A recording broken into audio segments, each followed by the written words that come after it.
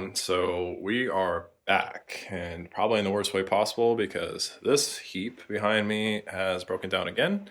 And so I'll show you what happened right here. All right, well, broke down. So just choked out on me. I primed the fuel pump, and yeah, that's not good. I guess I'm not on fire yet, but could definitely see myself being on fire soon, so hopefully I don't jinx myself, but that's great. One side female, the other side up there goes to a hard line, also female. Maybe like 2-3 feet, I don't know. Sorry, not 2-3 feet, like a foot line straight to the fuel filter. So I think this is 17. Let's see if we can get some line. And it's ruptured right there. Great. So as you just saw, we ended up busting a fuel line. I got pretty lucky. I was going through an intersection and I just lost all power, went to crank it, nothing, no start, nothing. So rolled into that gas station, and sure enough, it was just hemorrhaging fuel. Actually, I didn't even know it was hemorrhaging fuel because I was sitting in the car, and when I was trying to crank it, I basically was, turning the key, cranking it, and then I heard like a pouring sound. Looked under it, and then you saw that giant puddle of fuel. So thankfully, no fires, nothing. I didn't end up using my fire extinguisher, thankfully. We were all good. So ended up getting home because I had some leftover fuel line that I kind of cobbled together for a test kit when I was doing the CIS diagnosis on the system. And so, a good buddy of mine, I was actually on the way to get some Korean barbecue. We still ended up getting Korean barbecue, and thanks to him, he has a Porsche box traction, and he was out with his wife, and so his wife and him were in the passenger seat. He let me drive, and we came back thankfully that night, and I ended up getting that fuel line. So huge shout out to him for sticking it through with me, real homie. But basically got that fuel line from my house, got a jack and whatnot, took the truck as well, and then I had him drive the truck back, and I drove the wagon back. But I was able to cobble a fix in the parking lot to get her home.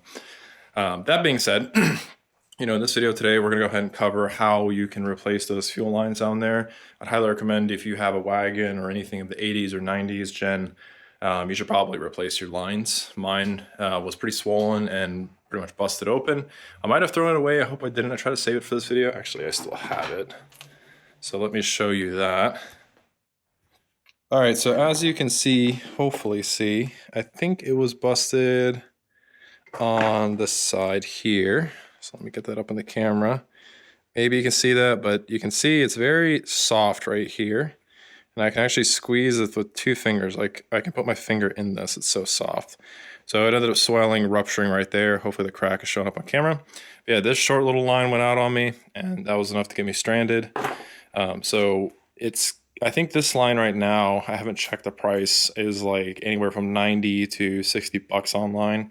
The issue is, as I'll show you here in a second, is that you can't access a lot of those fuel lines. And by access, I mean you'd probably have to call Mercedes-Benz. They could probably put a special order in, and it could probably take months until you end up getting a replacement line. So I think what I'm going to end up doing is probably converting everything to AN line. And so we'll crawl up there in a second, crawl up under there in a second, and then I'm going to go ahead and try to figure out what we can do. I needed to get some measurements. I ended up buying a set where I can measure thread pitch. So I'm going to go ahead and do that so I can measure all my thread pitches. We'll draw out a diagram or make a list, and then we'll fire up the parts cannon and basically convert everything to AN line, because a lot of the parts down there that I'm going to show you are NLA. So you're either going to have to get crafty, or you're going to have to call Mercedes-Benz of Classic of America or wherever you're located and have them fabricate up a line for you, and then you're just going to have to wait. The last option, of course, is you could always take it to a hydraulic shop, because a lot of these are hydraulically clamped, and I'm sure they could make it for you. So I'm thinking about doing that, but at the same time, I'm trying to go from the front that you don't have a hydraulic shop as an option. AN lines are going to be better anyway. They're using race cars, and that's definitely overkill for the application, but I'll get the job done. So it's late Monday. It should be a fun little project to kind of do this. The worst part is I have about a full tank of gas in there. So, fuel problems always happen when you have a full tank of gas, I swear. So I'll get my clamps out. I've got an iced Americano I've made here, so you can see. It's beautiful beverage. I can't even speak. Got Mr. Meowser with us. Mr. Lovely as always. So yeah, let's get to it. All right, so hopefully y'all can see this. I have the optional ASD on this car, so you'll notice there's a plug here going to the diff. So this all here pertains to that. If you don't have ASD on your car, you're not going to have this assembly here. You're just going to have this right here.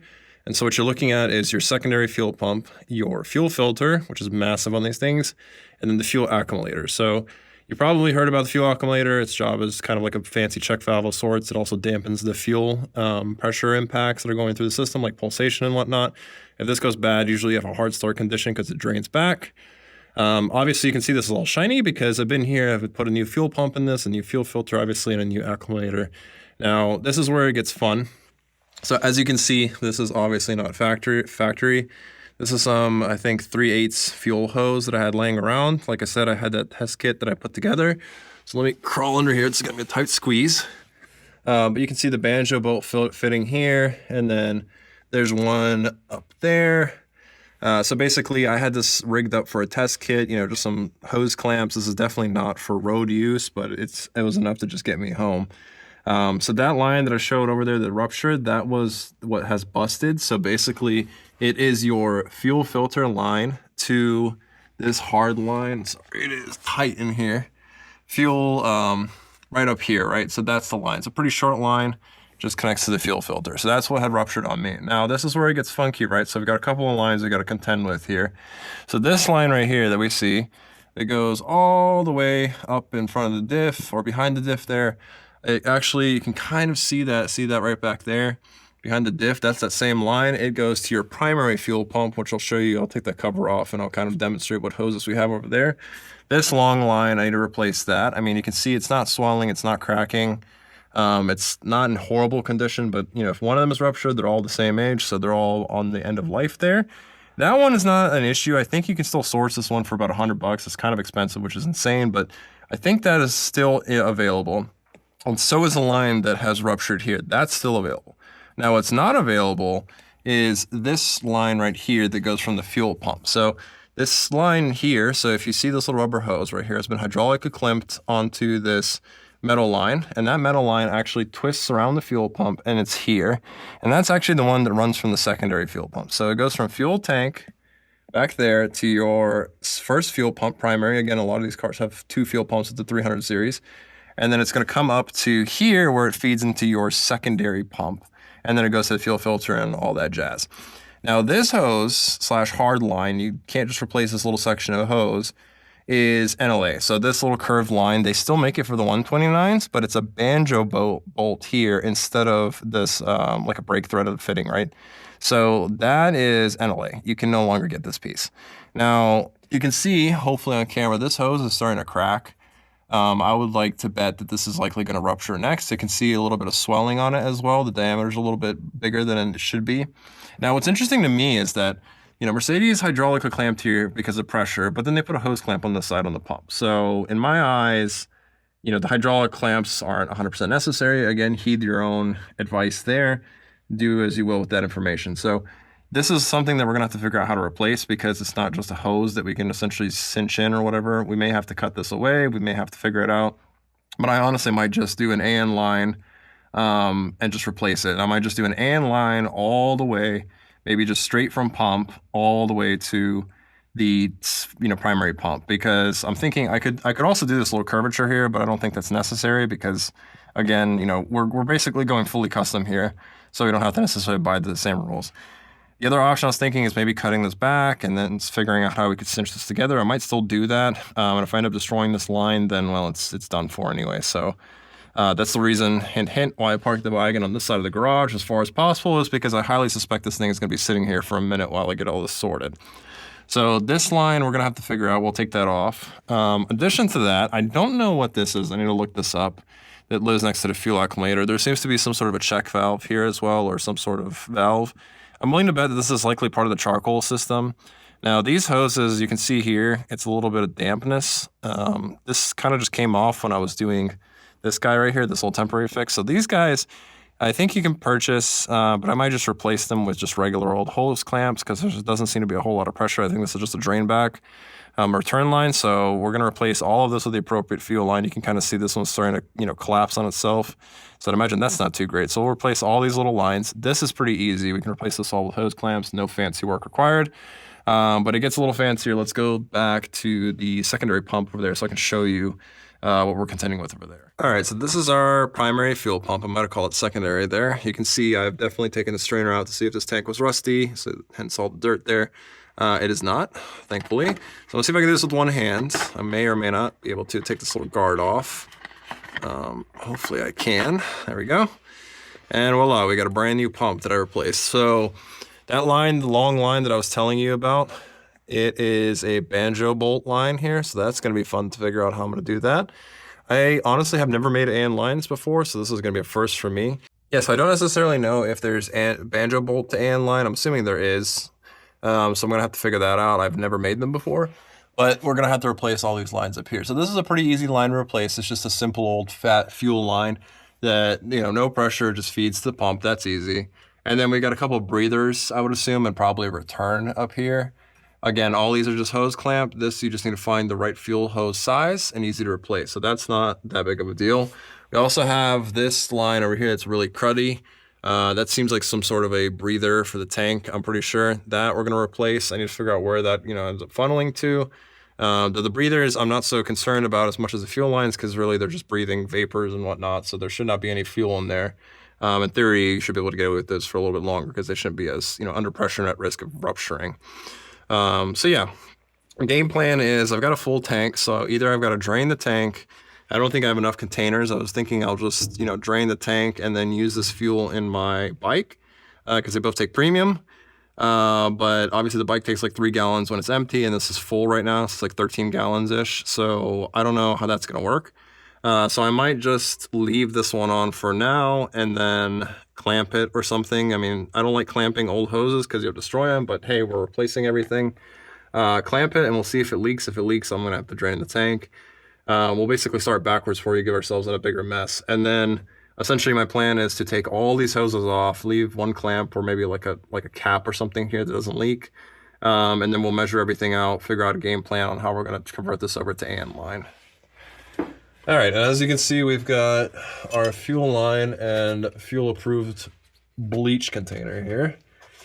Or should I say, a repurposed and recycled. So we got a 17 millimeter coming from that primary pump to the secondary pump here, and then a 14 millimeter on the hard line portion that you're just going to want to counter hold.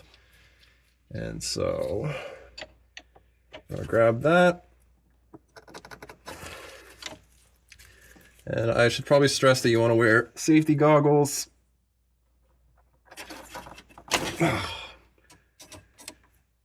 Which I'm not doing. Okay. But the pressure on the system should be hopefully drained by now.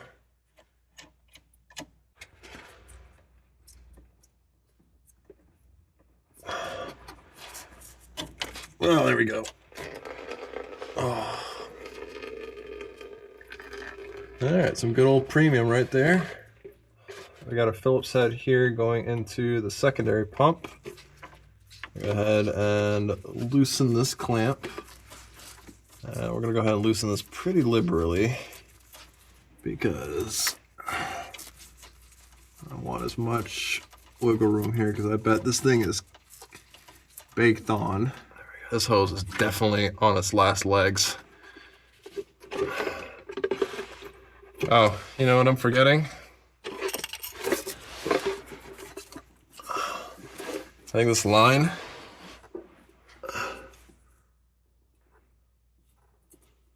is part of this bracket. I think that's what I'm forgetting. So let's go ahead and loosen this up real quick.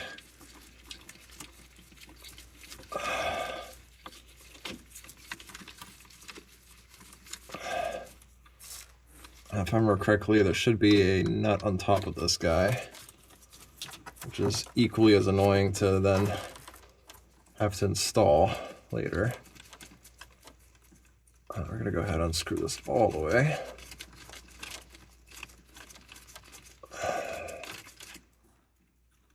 Yep, there's a nut on top. There it is. Go ahead and put that back together.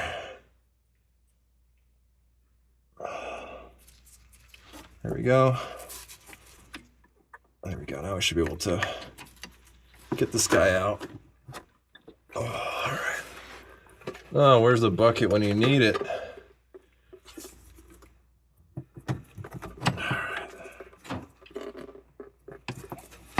definitely smells like premium.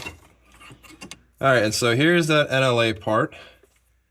Just let me bleed the fuel, and then we'll go ahead and carry it out of here, and I'll give you a better look at that, so I can show you what we're working with. But yeah, that's our pump. See if I can get it to drain a little bit. Okay. All right. Now the part that's probably going to make a mess while we're here is our, I guess I don't have to take this out, but might as well, is our retrofitted fuel line here, so to speak. So it's going to be a 17 mil here, at least on my line. I don't know how tight this is going to be. Yeah, there we go. Should probably counter hold that, but that's all right. Oh yeah, there it is. Okay. Okay. Making quite the mess.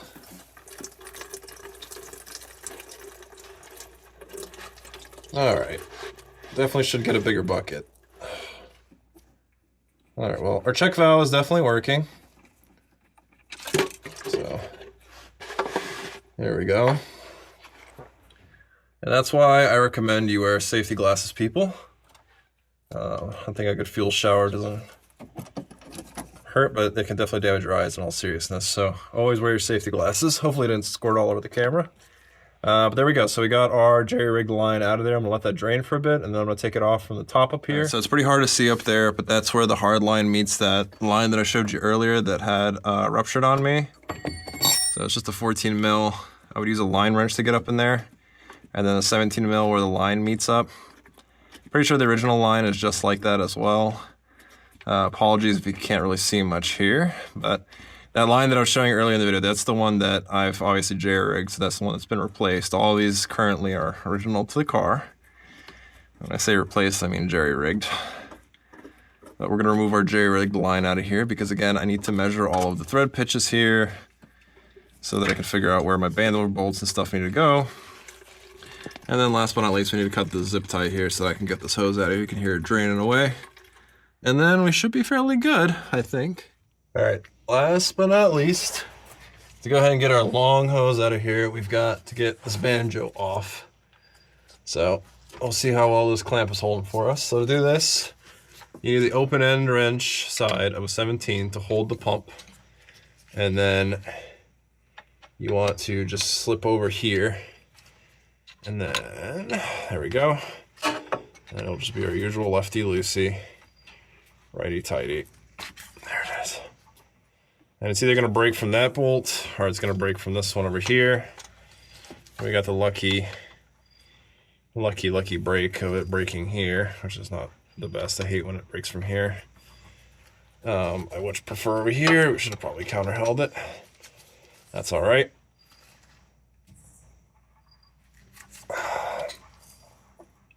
Darn. Oh, I might have to get my special wrench out because this one's a little too fat. All right, so this channel isn't just peaches and sunrise like others might show you, but we'll show the good and the ugly here. But as you can see here, so this piece in here is actually replaceable. There's a bit of it's kind of like a valve. There's a check valve in here. As you can see, I've mangled this buddy pretty bad because this 17 mil right here, I need to unscrew the bolt from the banjo so that ideally that stays in there, but you can see that's come loose instead. And what's really annoying here is you need like a thin wall 17, which I don't have, like a crescent wrench to get in here because you have to grab this, right, to counter hold it. Now, the proper thing to do here, what I would recommend is if you don't have a replacement one of these, which I do, it's not the end of the world. I also have these copper crush washers because they have to be replaced each time they're taken off or it will leak. Ask me how I know.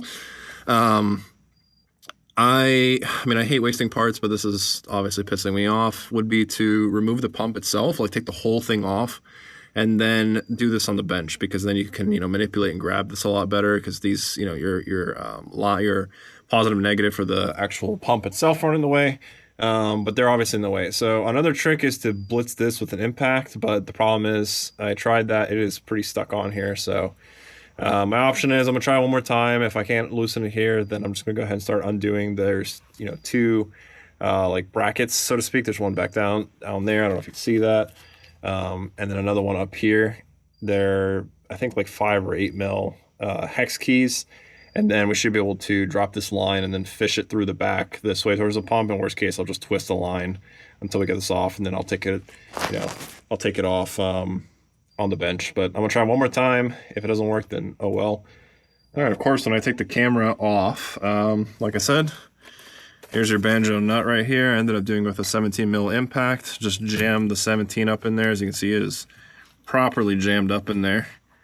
But that, I got it off, so yeah, sometimes impact helps. You just want to make sure to jam it up in there. This guy will just come out by hand now. Like I said, I have a replacement one of these. I mean, you could reuse this one. It's not like it's internally affected. It's just ugly with the big mint stuff like that. But we're going to go ahead and unthread it so I can show you.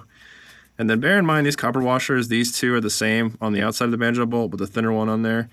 Now, I've tried buying one from like a universal set, and I can guarantee that they are not the metric size that you need and will leak, as I've experienced many times. And of course, I have my bucket here. This pump leaks its contents all over my floor. But let me get this guy out so I can show you. But here's what you're looking at. As you can see, there's a little spring in there, a little check valve. So these are known to go bad. So when I'm saying the pump's probably a check valve in them, this is the check valve. So these are pretty cheap. I would replace them as insurance if you have fuel leaking back or a harsh start.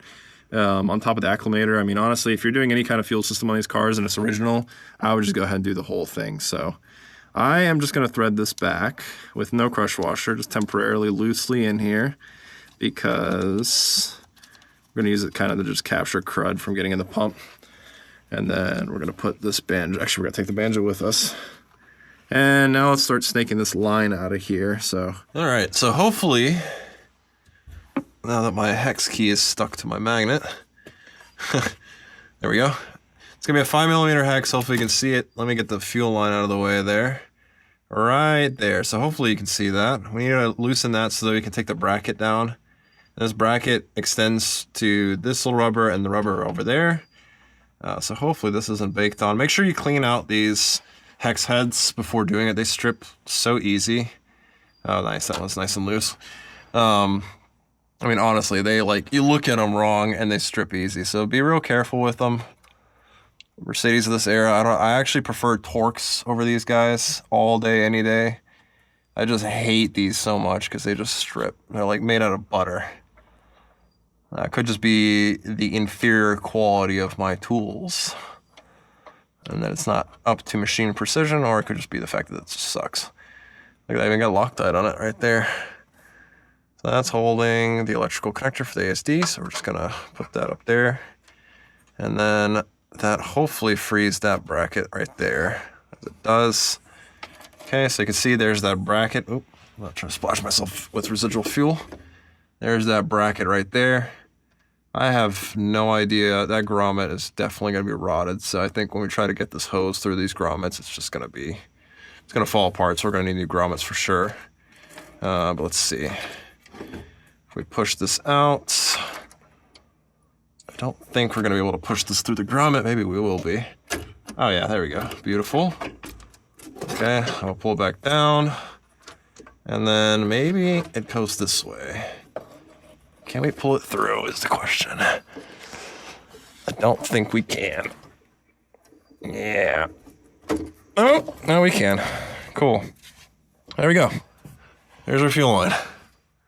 So we're gonna go ahead and push this buddy out. All right, so one nice thing about these older Mercs, and even the newer one you see in the back, and I say newer, that's an 06, but it's new to me.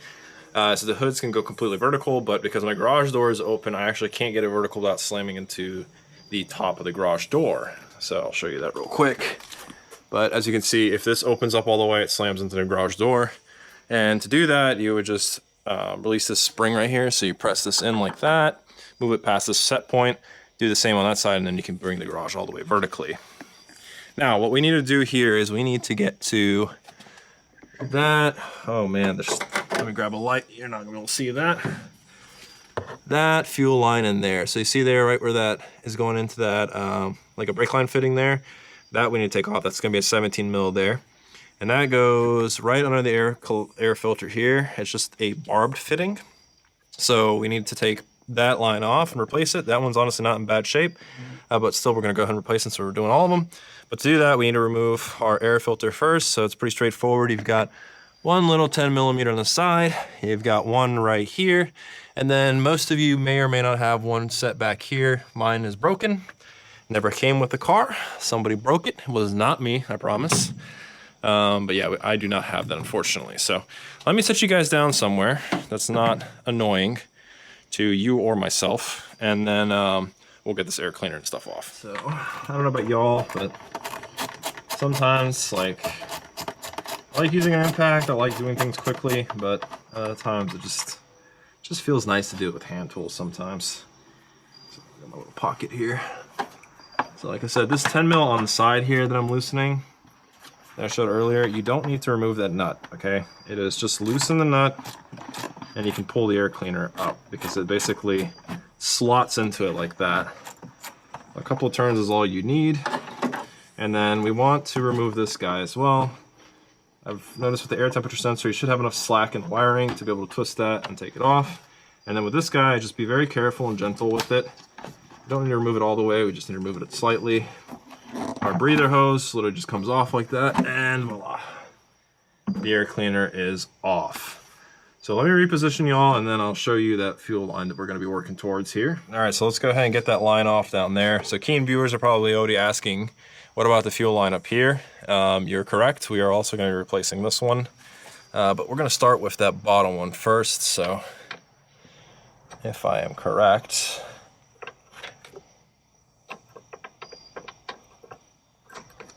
and I am, that's the 17 there, and then it's likely a 14 on the counter, so let me go grab that actually. All right, 17 and then a 14 on the smaller size, and then we're just gonna go ahead and crack that loose.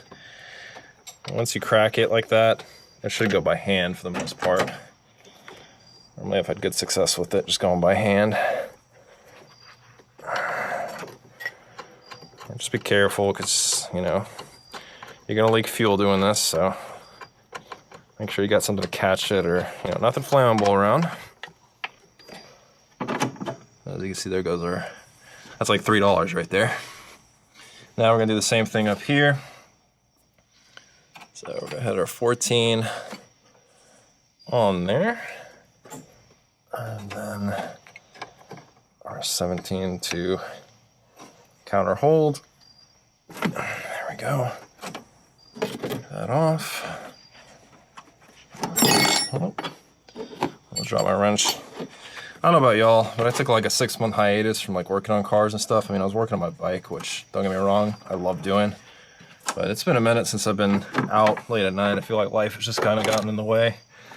It has been a while, yeah, since I've last worked on my cars late at night like this, but gotta say, it feels good. Definitely feels good. And that fuel is still going, so I'm gonna go get a bucket because that is making a mess. You can hear that dripping down there, but there's quite a lot of fuel coming out of that. Now anyway, we need to get this rubber hose off, and given that this has never come off, I'm almost willing to bet that we're not gonna be able to get it off without needing to cut it.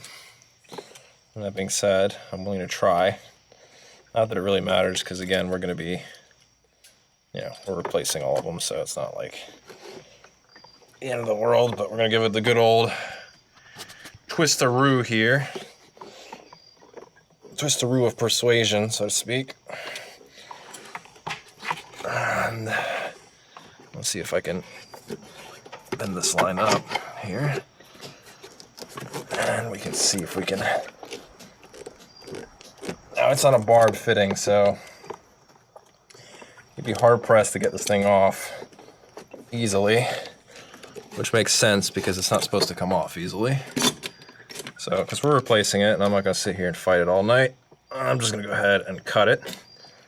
I'm just going to be gentle here because we don't want to slice through anything around there. There we go. It's a simple old barb. And then we are going to do the same thing for our line up here.